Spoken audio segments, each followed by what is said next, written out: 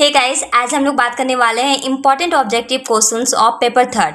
Paper third में कौन कौन से ऑब्जेक्टिव इंपॉर्टेंट है ना उसके बारे में, जिसका सेशन है 22 से 25। तो 22 से 25 वालों में पेपर थर्ड में कौन कौन से क्वेश्चन इंपॉर्टेंट है। How many childrens lady Macbeth had. Lady Macbeth के कितने बच्चे थे। हालांकि बच्चे थे लेकिन कितने थे ये शो नहीं किया गया, तो राइट आंसर इसका नन होगा। Macbeth was killed by. Macbeth जो है मारा गया था किसके द्वारा, तो Macduff. Who is the sir Toby belch. Sir Toby belch कौन थे, तो ओलिवियास अंकल, ओलिविया के अंकल थे।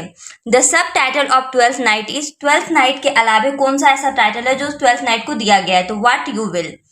ग्वाइडोलन is a character is. Gwendolen is एक कैरेक्टर है किसमें, तो इंपॉर्टेंस ऑफ बीइंग अर्नेस्ट। आपको ना एक काम करने होंगे कि जितने भी आपके प्लेस हैं उन सारे का कैरेक्टर आपको याद करना होगा कि कौन कौन से कैरेक्टर हैं उसमें, क्योंकि ये क्वेश्चन हो ही जाता है, 1-2 मार्क्स का आ ही जाता है per year. Porter scan in A Macbeth serves the dramatic purpose of. Porter scan जो मैकबेथ में हुआ था सर्व, वो किस ड्रामेटिक पर्पस की वजह से हुआ था, तो comic relief.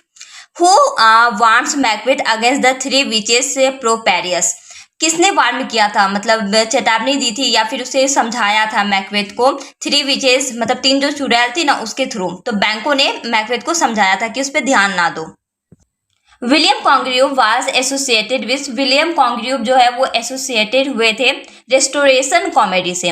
The importance of being earnest is also considered as. The importance of being earnest जो है वो कंसिडर करते हैं किस तरह से, तो ट्रेजेडी के रूप में देखा गया है। Oscar Wilde was a great propagator art. तो ऑस्कार वाइल्ड जो है एक ग्रेट प्रोपैगेटर जाने जाते हैं किसके थ्रू, तो art for art sakes. Always remember art for art sakes. The importance of being earnest is. The importance of being earnest जो है वो एक क्या है, कॉमेडी ऑफ मैनर है।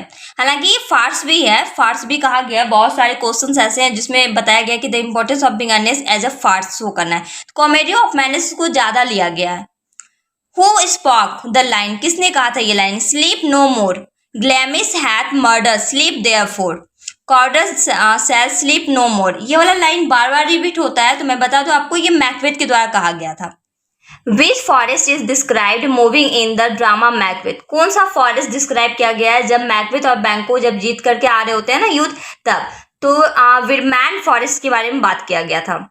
He is as tall as a man as Anis in Aleria। What is refers in this line। ये जो line दिया गया है ना वो लाइन क्या रेफर कर रहा है, तो और किसके द्वारा किया गया है, तो ये सर एंड्रयू के द्वारा किया गया था, ये वाला लाइन कहा गया था। और सुनो नहीं होगा क्योंकि सर एंड्रयू ने ये बात कही थी।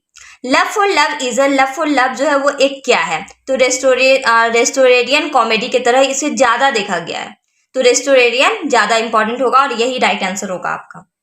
I hope you got understand very well. Thank you so much for watching my channel.